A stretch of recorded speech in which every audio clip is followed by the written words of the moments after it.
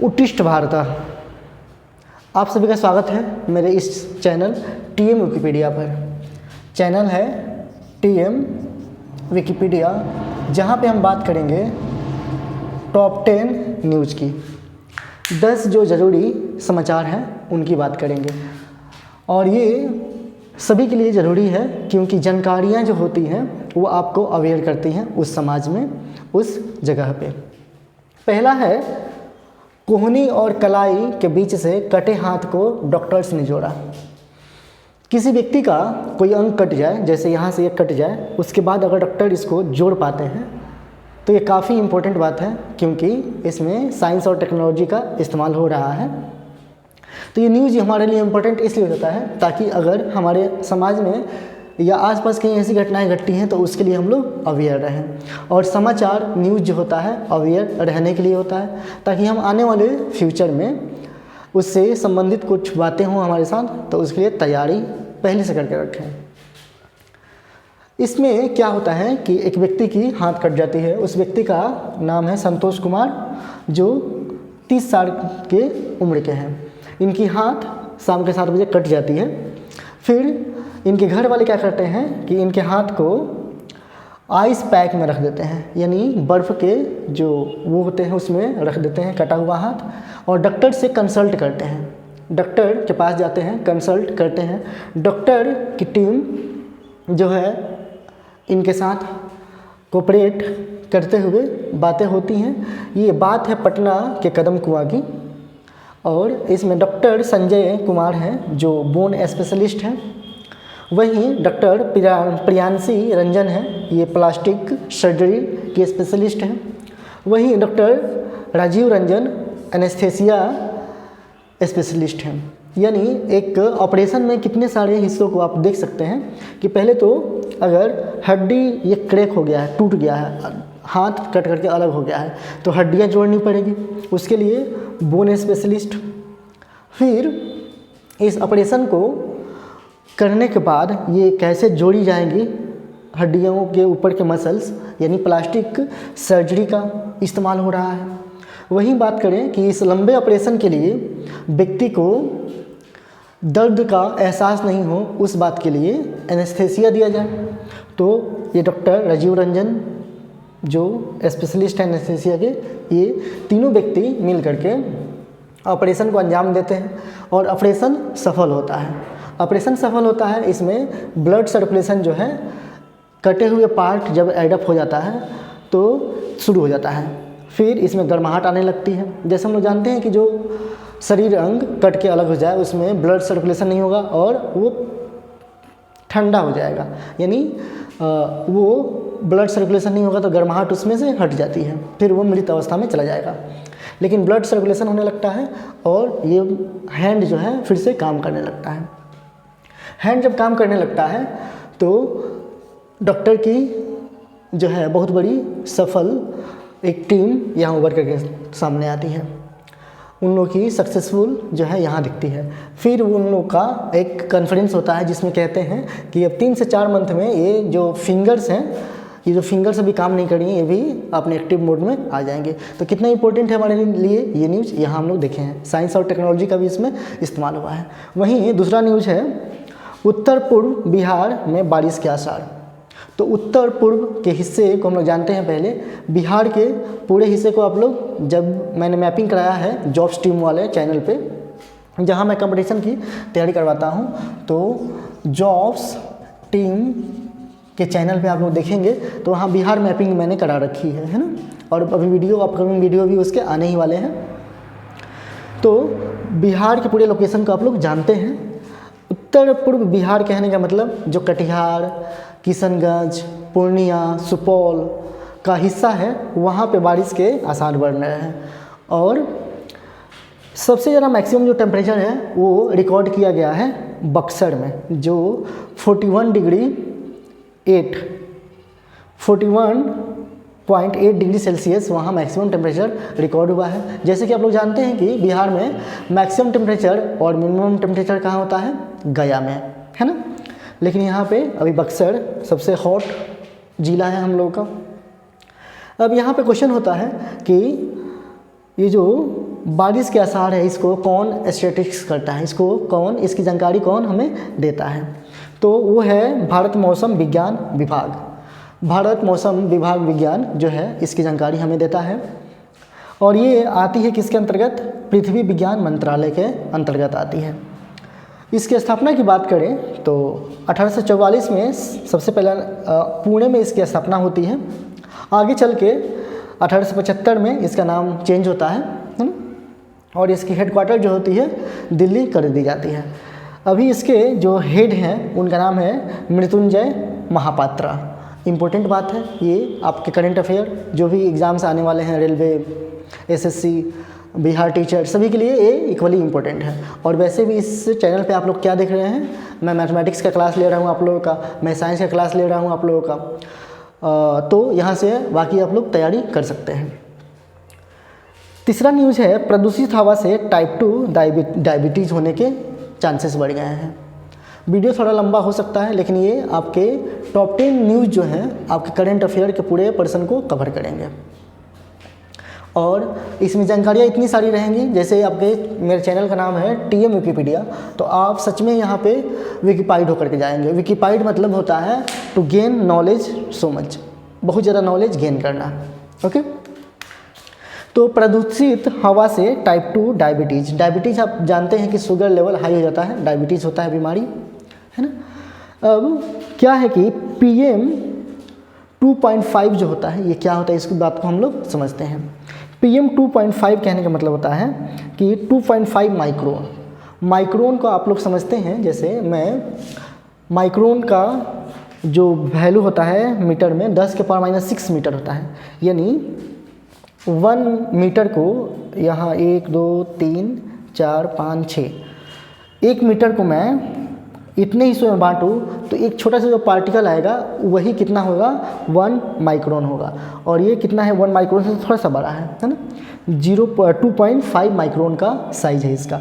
तो उतने आकार के जो फाइन पार्टिकुलेट मैटर होते हैं, छोटे छोटे मैटर, वो सबब बनते हैं किसका, टाइप 2 पार्टिकल्स बनते हैं टाइप 2 डायबिटीज़ का, है। अब ये किन से होते हैं, तो ये तेल, डीजल, बायोमास और गैसोलीन के जलाने से बनते हैं ये।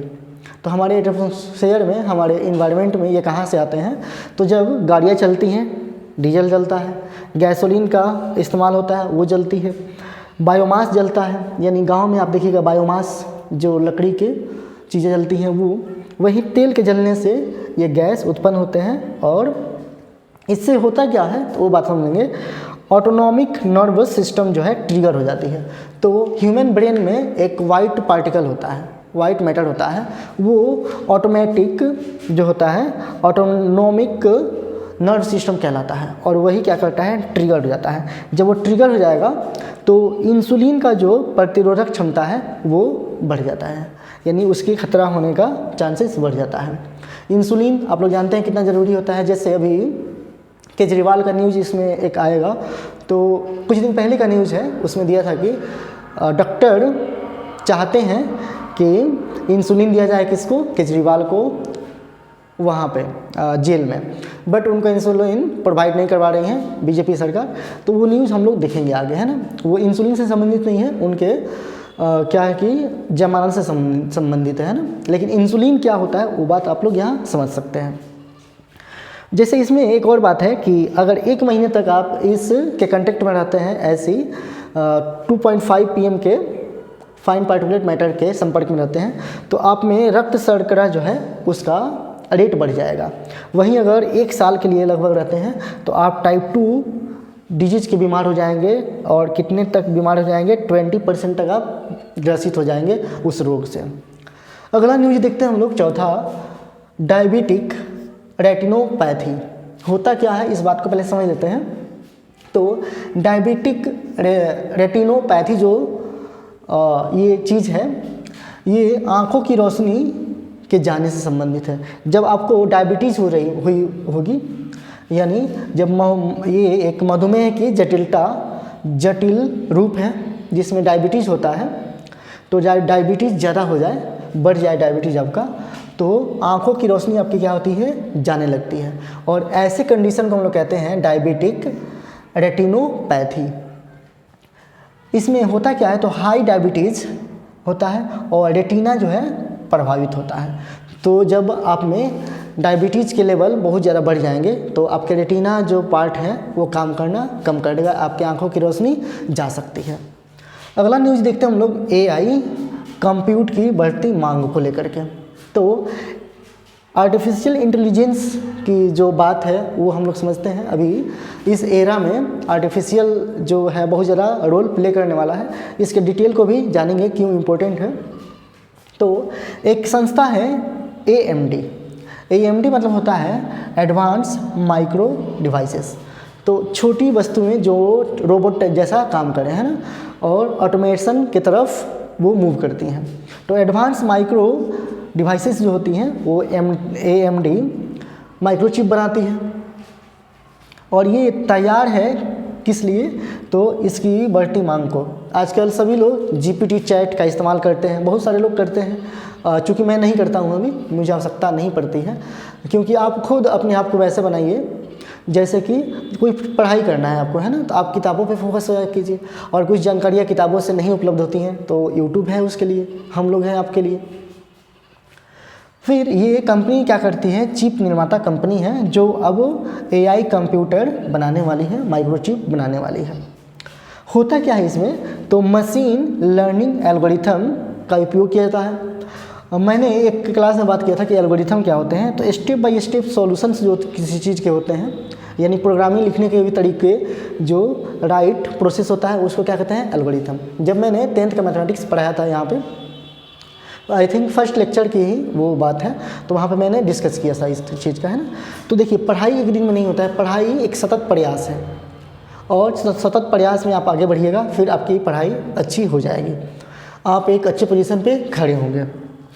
तो मशीन लर्निंग एल्गोरिथम है और इसमें क्या होता है उस बात को समझते हैं। थोड़ा देर इंतज़ार कीजिएगा, लाइट कट गया है, सॉरी लाइट कट गया है। तो देखिए मैं मोबाइल का फ्लैश जला करके वीडियो बना रहा हूँ, बातें आप सुनिएगा। शायद बोर्ड पे दिखाई नहीं दे, मैं कोशिश करूँगा दिखाई देने के लिए, लेकिन नहीं दिखाई दे तो उसके लिए प्लीज़ सॉरी, आप लोग बोर्ड पे देखिएगा, क्योंकि समय काफ़ी इम्पोर्टेंट है। जैसे मैं अपना समय निकाल के आपके लिए वीडियो बना रहा हूँ, वैसे ही आप समय निकाल के पढ़ाई कीजिए, प्लीज़ पढ़ाई कीजिए, अपने गार्जियन का अपना सपना पूरा कीजिए। तो मैं बात कर रहा था मशीन लर्निंग एल्गोरिथम की। मशीन लर्निंग एल्गोरिथम का उपयोग करके क्या होगा, सिस्टम प्रोसेसिंग करेगा और हमारी मांग को पूरी करेगा, यानी जो चीज़ हम सर्च करेंगे इस पर वो चीज़ हम लोगों को मिलेगा। मैं इसको यहाँ पर रख देता हूँ, फिर वीडियो को प्रोसीड करता हूँ। आई थिंक ये ठीक है, यस ये सही है। तो मैंने मोबाइल रख दिया है यहाँ पे, फिर हम लोग वीडियो को शूट कर रहे हैं। अब इसका उपयोग करके क्या बना रहा है, मशीन हम लोग के डिमांड को पूरा कर रहा है। यानी हम लोग जो टाइप करते हैं, जो GPT चैट में डेटा रिक्वायर होती है उसको बोल करके रिकॉर्ड करते हैं, फिर वो डेटा हम लोग को दे देता है।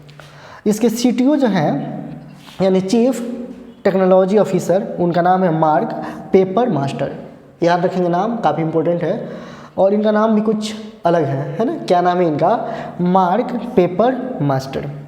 इसके बाद अगला न्यूज़ है नीट से संबंधित। नीट का एग्ज़ाम होने वाला है, कल एग्ज़ाम है, यानी 5/5/2024 को एग्ज़ाम है, 5 मई 2024 को एग्ज़ाम है।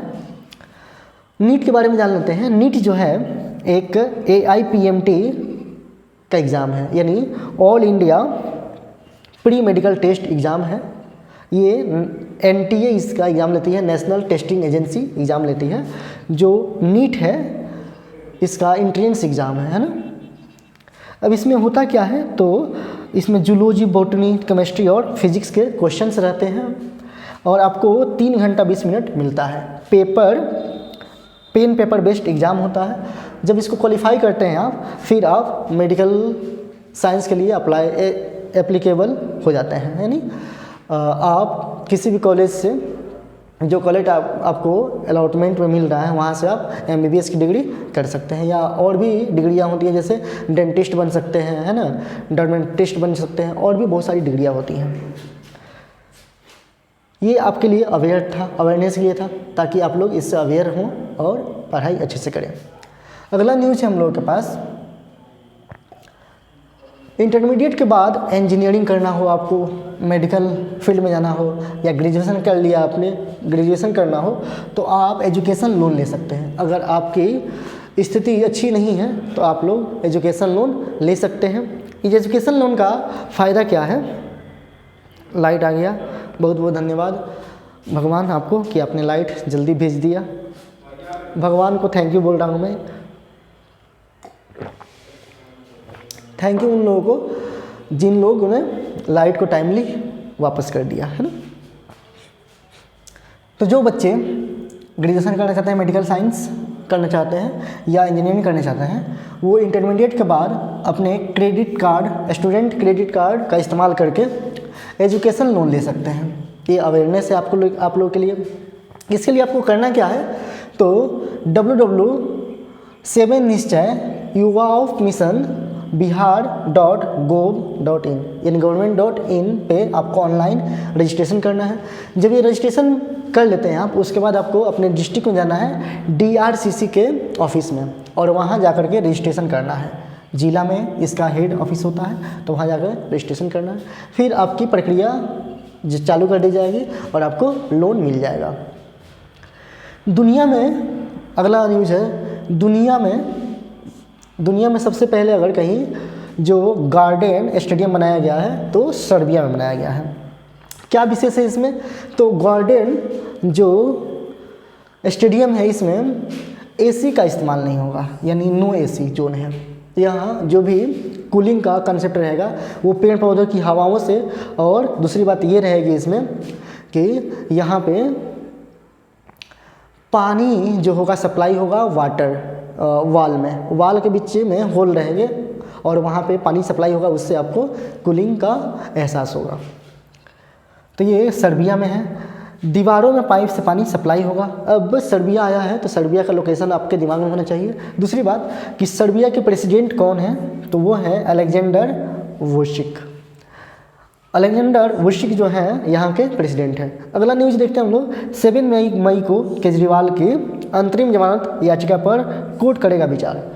तो देखिए अभी इलेक्शन हो रहे हैं और अपने केजरीवाल साहब को ED ने जेल में बंद कर रखा है। तो ये कहीं ना कहीं पार्शियलिटी है हमारे समाज में, हमारे नेताओं के द्वारा, और इस पर मैं विशेष नहीं बोलूँगा, लेकिन इतना ज़रूर कहूँगा जो सही है वही होना चाहिए हमारे समाज में। अभी इलेक्शन है, आपके हाथ में सब कुछ है, तो आप उसे ही चुने जो आपकी भलाई का कार्य करे, जनता की भलाई का कार्य करे, समाज कल्याण का बात करे। तो 7 मई को केजरीवाल की अंतरिम जमानत पर याचिका पर विचार करेगा कोर्ट। अब ED की स्थापना होती है 1 मई 1956 को। ये ED जो है काफ़ी इम्पोर्टेंट आजकल हो गया है, सभी को पता नहीं क्यों ED से डर लगने लगा है, और डर लगने लगता है जब कोई आपको परेशान करे। तो अगर आप गलत हैं, आपको कोई परेशान करता है, तो जो जनरल पर्सन है वो लोग नहीं डरेंगे, है ना, लेकिन ये सभी को परेशान किया जा रहा है ना। इन्फोर्समेंट डायरेक्टरेट इसका फुल फॉर्म है ED का, और 1 मई 1956 को इसकी स्थापना होती है। वहीं केजरीवाल साहब जो हैं ये क्यों जेल में बंद है, तो उसके पीछे आबकारी नीति का हवाला दिया गया है। आबकारी नीति क्या है, इस बात को थोड़ा सा समझ लेते हैं हम लोग। जैसे दिल्ली में क्या होता है, शराब जो है वो कुछ समय पहले की बात है, वो लाइसेंसी रात में बेचने लगा था। तो पहले बार में ही मिलते थे, लेकिन अब ऐसा एक लाइसेंस आ गया जिसमें कि अब बार के बाहर भी, ओपन हाउस में भी इसको बेचा जा सकता था। वही नीति जो है आबकारी नीति कहलाई है, और उसमें कुछ धन का शोधन हुआ है, यानी करप्शन हुआ है, उस बात को लेकर के ये बात है। और आज का अंतिम न्यूज़ है, चीन ने चंद्रमा से लाने भेजा अपना चांद मिशन। क्या लाने भेजा, तो वहाँ से कुछ वस्तु लाने, वहाँ से मटेरियल लाने।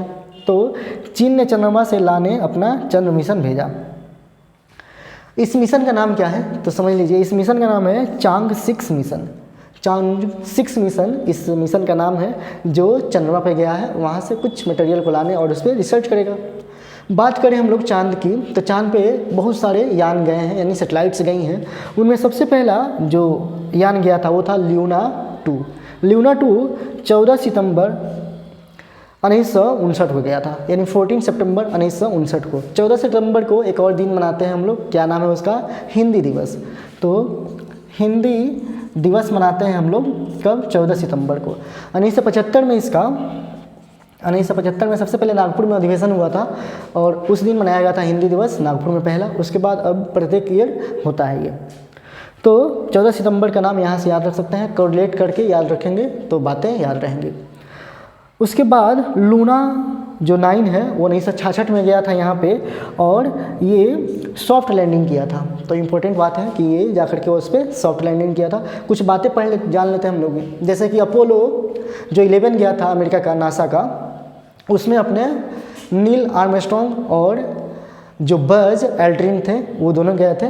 और ये कब की बात है? तो ये बात है आपकी जुलाई 20 जुलाई 1969 की, 1969 की। 8 दिन का वो ड्यूरेशन होता है। जब 16 मई को वो लोग निकलते हैं, मतलब अर्थ से ऊपर जाते हैं और 24 मई को पहुंचते हैं, फिर 24 मई को वो लोग वापस धरती पे आ जाते हैं। चलिए आज के इन्हीं न्यूज़ के साथ मैं अपना यहीं पे स्टॉप करता हूँ। अगले न्यूज़ में कल मिलेंगे।